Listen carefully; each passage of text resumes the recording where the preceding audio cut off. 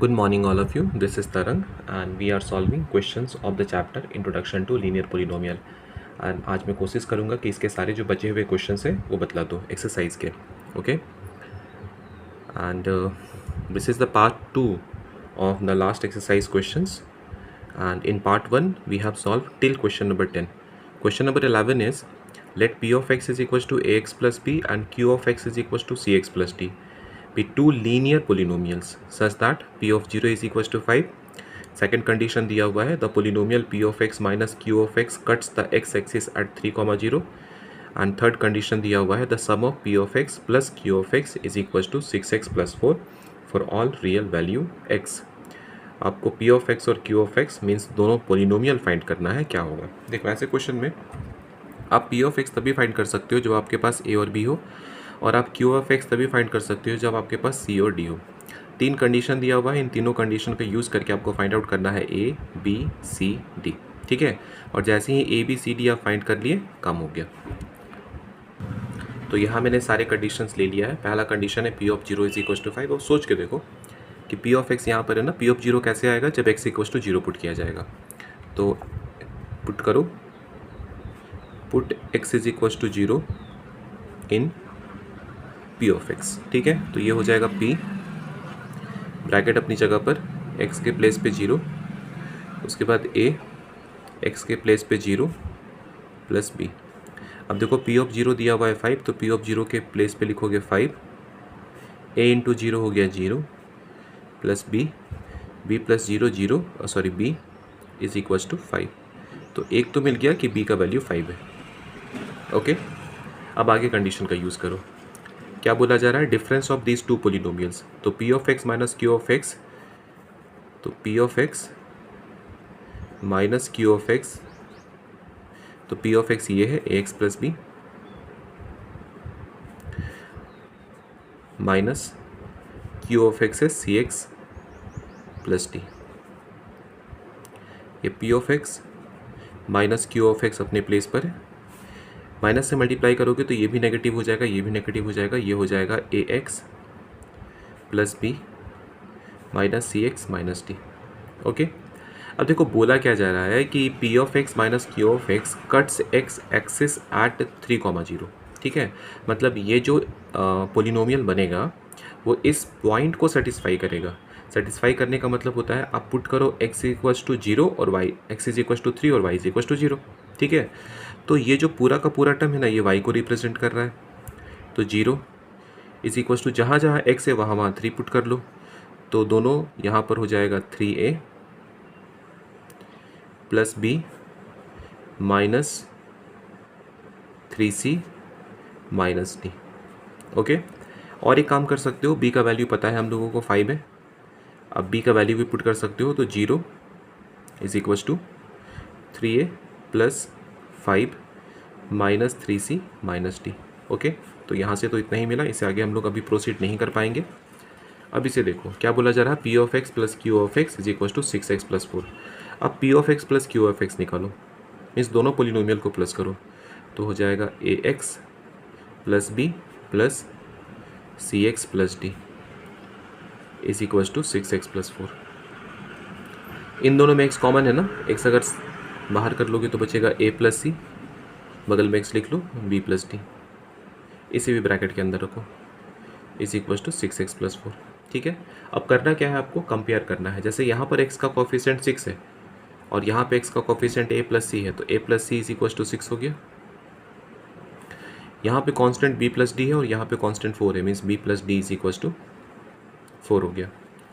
b का value आपने calculate कर लिया है, b इज इक्वल्स टू 5 है, तो b पुट करोगे तो d निकल जाएगा. b आप 5 पुट कर रहे हो plus d is equals to 4, तो d इज इक्वल्स टू जब 5 शिफ्ट होगा तो 4 माइनस 5 ये आ जाएगा -1, तो d का वैल्यू आ गया -1, d भी निकल गया. अब a और c की बारी है, d यहाँ पे पुट कर लो, इसे और थोड़ा प्रोसीड करो, तो 3a 0 is equals to 3a plus 5 minus 3c और d आपने निकाला है माइनस, तो माइनस माइनस प्लस 1 हो जाएगा. ठीक है, अब देखो हम लोगों के पास दो इक्वेशन है, दो वेरिएबल्स भी हैं, a प्लस सी और यहाँ पे 3a माइनस 3c. क्या सिखाया मैंने आपको, किसी एक इक्वेशन से एक वेरिएबल को फ्री करो. तो यहाँ से a इज इक्वल्स टू लिख सकते हो 6 माइनस सी. अब ये पुट कर दो, तो दिस इम्प्लाइज 0 3, ए के प्लेस पे पुट करने वाला है वो 6 माइनस सी प्लस 5 और प्लस 1 6 हो गया माइनस 3 सी। इसे ही प्रोसीड करते जाओ तो 0 3 6 या 18 माइनस 3 सी प्लस 6 माइनस 3 सी। अब देखो माइनस 3 सी माइनस 3 सी माइनस 6 सी हो गया और जब उसको इधर ले आओगे तो हो जाएगा 6 सी। 18 प्लस 6 हो गया 24, 6 से कट जाएगा 6 4 जा 24, तो सी का वैल्यू आ गया 4। अब सी का वैल्यू यहाँ पुट करोगे तो ए निकल जाएगा, तो ए इज इक्वल्स टू 6 माइनस 4 मतलब आ गया 2, तो ए आ गया 2। तो आपने बारी बारी से चारों वेरिएबल्स निकाल लिए हैं। अब आप पी ऑफ एक्स लिख सकते हो। पी ऑफ एक्स क्या था, ए एक्स प्लस बी था। ए कितना आया 2 और बी कितना आया 5, तो P of X is equals to हो गया 2x प्लस 5। जब आप क्यू ऑफ एक्स की बात करोगे तो क्यू ऑफ एक्स दिया हुआ था सी एक्स प्लस डी। सी कितना निकाला आपने, सी निकाला है 4 और डी कितना निकाला है -1, तो ये आ गया Q of x. Okay, next question is look at the first 3 stages of the growing pattern of hexagons made using matchsticks. A new hexagon get added every stage which shares a side with the last hexagon of the previous stage. देख सकते हो पहला hexagon, hexagon मतलब होता है 6 sides, count कर सकते हो 1 2 3 4 5 6, यहाँ पे तो 6 मैचस्टिक्स लगे हुए हैं। ठीक है, नेक्स्ट वाले की बात करो, काउंट करो, यहाँ से स्टार्ट करो 1 2 3 4 5 6 7 8 9 10 11, तो यहाँ पर 11 मैचस्टिक्स लगा हुआ है। अब इसे काउंट करो 1, यहाँ से स्टार्ट करो 1 2 3 4 5 6, ये काउंट कर लिया आपने। ठीक है, 6 7 8 9 10 11 12 13 14 15 16, तो यहाँ पे 16 है। ओके, तो यहाँ पे देख सकते हो सेकेंड स्टेज में क्या हुआ है, एक साइड कॉम्प्रोमाइज़ हुआ है। अब चूँकि यहाँ पर 3 हेक्सागोन है तो 2 साइड कॉम्प्रोमाइज़ होगा, तो 2 साइड कम हो जाएगा। नेक्स्ट वाले में यहाँ पे एक बनाते आप तो 3 साइड कॉम्प्रोमाइज़ होता तो 3 कम हो जाता। तो इसका जनरल फार्मूला लिखोगे तो ये है 6 इंटू 1 हेक्सागोन, तो 6 इंटू 1, यहाँ पर 6 इंटू 2, यहाँ पर 6 इंटू 3, और माइनस करना है अब कितने साइड्स कॉम्प्रोमाइज़ हुए हैं। तो यहाँ पे तो 0 -0 लिखने की ज़रूरत नहीं है, यहाँ -1, यहाँ -2। आई थिंक इससे क्लियर हो गया होगा कि नेक्स्ट वाले में कितने साइड्स कॉम्प्रोमाइज़ होंगे। तो नेक्स्ट हो जाएगा 6 इंटू 4 -3। Okay, clear. अब देखो बोला क्या जा रहा है, draw the next 2 stages of the pattern and how many match sticks will be required at these stages. ठीक है, तो ये फर्स्ट हो गया, ये सेकंड हो गया, ये थर्ड हो गया, फोर्थ वाले में कितना लगने वाला है। आप डायरेक्टली भी सॉल्व कर सकते हो, जैसे कि 6 1 जा 6 मैच स्टिक्स है, यहाँ पर 6 2 जा 12 -1 11 मैच स्टिक्स लगने वाला है। 6 3 जा 18 -2 16 मैच स्टिक्स लगने वाला है। नेक्स्ट वाले में 3 माइनस करना है, तो 6 4 जा 24 -3 21 मैच स्टिक्स लगने वाला है, 21 मैच स्टिक्स लगेगा। ओके, इसके बाद कब बनाओगे तो 6 5 जा 30 -4, क्या लिखोगे 6 इंटू 5, क्योंकि 5 हेक्सागोन होने वाले हैं और जिसमें 4 साइड्स कंप्रोमाइज़ हो जाएगा। ठीक है, तो 6 5 जा 30, 30 में से 4 माइनस करोगे तो 26 आ जाएगा। तो नेक्स्ट वाले में कितना होगा 26 हेक्सागोन्स होंगे। ओके, तो पूछा गया है how many match sticks will be required at these stages. Clear हो गया। और अगर इसका nth टर्म लिखने बोला जाए तो nth टर्म क्या हो जाएगा, नंबर ऑफ हेक्सागोन्स। ठीक है, तो सपोज नंबर ऑफ हेक्सागोन्स n है तो 6n माइनस, अब कितना माइनस करना है, तो जितना हेक्सागोन होगा ना उससे एक कम। जैसे यहाँ पे 1 हेक्सागोन था तो 0 माइनस हुआ, 2 हेक्सागोन है तो 1 माइनस हुआ, 3 हेक्सागोन है तो 2 माइनस हुआ, तो -n-1। Okay, clear. आगे बोला जा रहा है कंप्लीट द फॉलोइंग, नेक्स्ट बोला जा रहा है कंप्लीट द फॉलोइंग टेबल। ठीक है, तो जब 1 हेक्सागोन है तो कितने मैच स्टिक्स यूज़ हुए हैं, 6 यूज़ हुए हैं। जब 2 है, देख सकते हो जब 2 हेक्सागोन्स यूज़ हुआ है तो कितने मैच स्टिक्स यूज़ हुए हैं, यहाँ तो काउंट भी कर सकते हो 1 2 3 4 5 6 7 8 9 10 11। ठीक है, अब जब 3 हेक्सागोन्स है जो कि दिया हुआ है, अब यहाँ पे काउंट कर सकते हो 1 2 3 4 5 6 7 8 9 10 11 12 13 14 15 16 16 है। ठीक है, 4 वाले में क्या होगा, 4 वाले में पहले 6 से मल्टीप्लाई करो, 6 4 जा 24 -3 21 हो जाएगा। 5 में क्या होगा, 5 वाले में 6 5 जा 30 30 -4 26। आप फॉर्मूला क्या यूज़ कर रहे हो एन के लिए, तो 6n minus n minus 1। Okay, इसको थोड़ा सा सिंप्लीफाई कर सकते हो, ये हो जाएगा 6n माइनस n प्लस 1।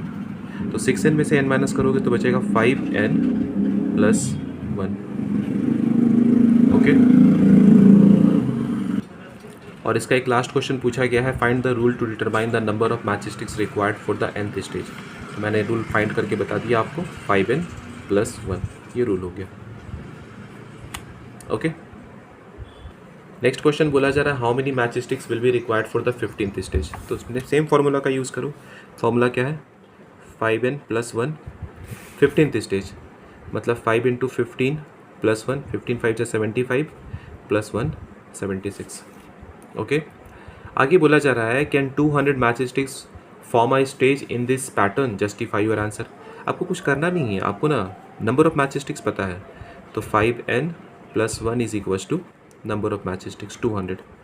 1 को ले चलोगे राइट साइड, तो 5n इज इक्वल्स टू हो जाएगा 200 माइनस 1, जो कि आ गया 199। ठीक है, तो क्या मिला, 5n इज इक्वल्स टू 199। अब देखो 199 5 से डिविजिबल नहीं है, और n ना डेसिमल में नहीं आ सकता है। नंबर ऑफ हेक्सागोन्स कैसे डेसिमल में हो सकता है, 4.5 5.5 ऐसा कुछ नहीं हो सकता है। देयरफॉर पूछा गया है, can 200 match sticks form a stage in this pattern, answer होगा नो। ओके, अब 2 क्वेश्चन बचे हुए हैं। 30 नंबर क्वेश्चन बोला जा रहा है, let p of x is equal to ax plus b and q of x is equal to cx plus d be two linear polynomials such that the graph p of x passes through the point this and this and the graph q of x passes through the point 4 minus 1, the graph q of x is parallel to the graph of p of x। ठीक है, तो ये सारी चीज़ें दी हुई हैं, conditions हैं। जैसे भी हम लोगों ने एक क्वेश्चन सॉल्व किया था ना, क्वेश्चन नंबर 11, जिसमें p ऑफ x और q ऑफ x अननोन था और कैलकुलेट करना था कंडीशन के बेसिस पे। उसी तरह से यहाँ पे 3 कंडीशन दिए हुए, आपको बताना है p ऑफ x और q ऑफ x क्या है। Also find the coordinates of the point where these lines meet X axis, और ये भी पता करना है कि दोनों एक्स एक्सिस को मीट करेंगे उसका कोऑर्डिनेट क्या होगा। ठीक है, तो सबसे पहले गिवन कंडीशंस के अकॉर्डिंग हम लोग ये फाइंड आउट करने की कोशिश करें कि ए बी सी और डी क्या होगा, क्योंकि जब तक ए बी सी और डी नहीं निकलेगा ना, तब तक ये बता नहीं पाओगे आप कि ये पोलिनोमियल्स क्या है। ओके, तो यहाँ मैंने एक एक करके सारा कंडीशन लिख लिया है। पहला कंडीशन क्या है, P of x passes through this 2 points. ठीक है, देखो एक तरीका होता है ना, डायरेक्टली आप स्लोप इंटरसेप्ट फॉर्म का यूज़ करके ना लाइन का इक्वेशन बना सकते हो। ठीक है, तो उसका फॉर्मूला होता है x minus x2 by y minus y2 by x minus x1 is equals to y2 minus y1 by x2 minus x1। ठीक है, तो अगर ये फार्मूला नहीं याद है तो भी बना सकते हो। देखो कैसे बनाओगे, जैसे कि अगर ये जो पोलिनोमियल है, अगर ये 2,3 से पास कर रहा है, इसका मतलब ये इसको सेटिस्फाई करेगा, तो x का वैल्यू 2 और y का वैल्यू 3 पुट करो, तो 3 यहाँ पुट करो, 3 ये y के प्लेस पे। ठीक है, ये पूरा is equals to 2a plus B, तो पहला इक्वेशन बन गया। अब ये इसको भी सेटिस्फाई करेगा क्योंकि यहाँ से भी पास कर रहा है, तो y is equals to 11 is equals to x is equals to 6a plus B. तो क्या मिल गया, लीनियर इक्वेशन इन 2 वेरिएबल्स मिल गया। अब दोनों को सॉल्व करके a और b का वैल्यू निकाल सकते हो। तो क्या सिखाया मैंने आपको, किसी एक वेरिएबल को फ्री करो, मान लो यहाँ से अपने b को फ्री किया, तो b is equals to 3 minus 2a हो जाएगा। अब इसी b का वैल्यू यहाँ पुट कर दो, तो 11 अपने प्लेस पर है, minus 6a equals to 6a plus b के प्लेस पे आप पुट करने वाले हो 3 माइनस 2a। तो सबसे पहले 6a में से 2a माइनस करोगे तो बचेगा 4a, और इस 3 को शिफ्ट करोगे तो बचेगा 8। 11 माइनस 3 8 होता है, तो 4 1 जा 4, 4 2 जा 8, तो a का वैल्यू आ गया 2। अब a का वैल्यू यहाँ पुट करोगे तो b निकल जाएगा, तो b इज इक्वल्स टू है 3 minus 2a, means 3 minus 2 into 2 3 minus 4 जो कि निकला माइनस 1, तो b इज इक्वल्स टू हो गया माइनस 1। ठीक है, अगर a और b निकल चुका है तो आप p ऑफ x निकाल चुके हो। p of x is equals to क्या था, ax प्लस b था, a है 2 और b है माइनस 1, तो ये आ गया p ऑफ x, पहला काम हो गया। ओके, अब बोला जा रहा है q of x passes through 4 minus 1, और दूसरा और एक चीज़ यहाँ पे तीसरा कंडीशन क्या बोला गया है कि q of x is parallel to graph p of x। तो पैरेलल का मतलब क्या होता है, दोनों का स्लोप बराबर होगा। ठीक है, तो q ऑफ x देखो क्या लिखा हुआ है, q ऑफ x लिखा हुआ है cx प्लस d, और p ऑफ x क्या लिखा हुआ है ax प्लस b। अगर दोनों पैरेलल है तो दोनों का स्लोप बराबर होगा। स्लोप क्या होता है, ये x का जो कोफिशिएंट होता है उसे ही स्लोप कहते हैं, मतलब c और a दोनों बराबर है तो a इज इक्वल टू सी है। कैसे पता चला, क्योंकि यहाँ बोला गया है q of x is parallel to the graph p of x। आपने a निकाल चुका है, a आपने 2 निकाला हुआ है तो a equals to 2 equals to c, तो c आपने निकाल लिया यहाँ। अब बोला जा रहा है q of x C X plus D जो है ना वो पास कर रहा है 4 माइनस 1 से, मतलब ये इसको सेटिस्फाई करेगा। तो x is equals to 4 put करना है, y इज इक्वल्स टू -1, तो ये y की जगह पर होता है -1 is equals to 4 c, x के प्लेस पे 4 देन c प्लस डी। -1 अपने प्लेस पर है, 4 c आपने निकाल लिया है 2 प्लस डी, 4 2 ज़ा 8 is equals to -1 plus D. तो d इज इक्वल्स टू जब इसे शिफ्ट करोगे तो -1 -8 d इज इक्वल्स टू बन जाएगा -9। ओके, तो यहाँ पर क्या निकला, q ऑफ x जो कि दिया हुआ था सी एक्स प्लस डी, तो c है 2 और d है -9। ओके, तो यहाँ निकल गया q ऑफ x। क्लियर। अब इसके बाद क्वेश्चन पूछा गया था पोलिनोमियल फाइंड करने के बाद, find the coordinates of the point where these lines meet X axis. ये दोनों एक्स एक्सिस को कहाँ मीट करेगा ये बताओ। ठीक है, तो याद रखना कि एक्स एक्सिस को मीट करना या एक्स एक्सिस को कट करना का मतलब होता है y इज इक्वल टू 0। याद रखोगे, एक्स एक्सिस पूछेगा y 0 पुट करना, y एक्सिस पूछेगा x 0 पुट करना। तो पहले ये लाइन और उसके बाद ये लाइन पूछा गया है, दोनों एक्स एक्सिस को कहाँ पे कट करेगा। तो अगर x पूछा जाएगा तो y इक्वल टू 0 पुट करोगे और y पूछा जाएगा तो x इक्वल टू 0 पुट करोगे।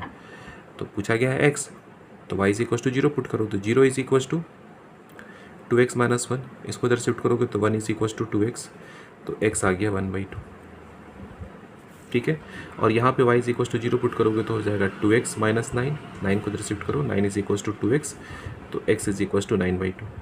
मतलब ये जो इक्वेशन है ना x एक्सिस को 1/2 पे कट कर रहा है और ये जो इक्वेशन है ये x एक्सिस को 9/2 पे कट कर रहा है। हो गया। ओके, लास्ट क्वेश्चन पूछा जा रहा है, what do all linear functions of the form ax plus a is greater than 0 have in common. क्या कॉमन होगा। ठीक है, तो सबसे पहले a चूँकि ग्रेटर देन 0 है तो सारे जो इक्वेशंस बनेंगे वो इंक्लाइंड होंगे। ठीक है, वो ग्रोथ को रिप्रेजेंट करेगा। ठीक है, और चूँकि a ग्रेटर देन 0 है तो सबका y इंटरसेप्ट क्या होगा, पॉजिटिव होगा सब। जैसे कि ये लाइन है ना, तो ये नीचे कोई नहीं कट करेगा, सब ऊपर कट करेगा, इधर कट करेगा y इंटरसेप्ट। ठीक है, 0 पे भी नहीं कट करेगा, सब ऊपर से ऐसे पास होगा। ओके, तो आज की वीडियो में बस इतना ही। नेक्स्ट स्टार्ट मैं करूँगा chapter number 3। Okay, thank you.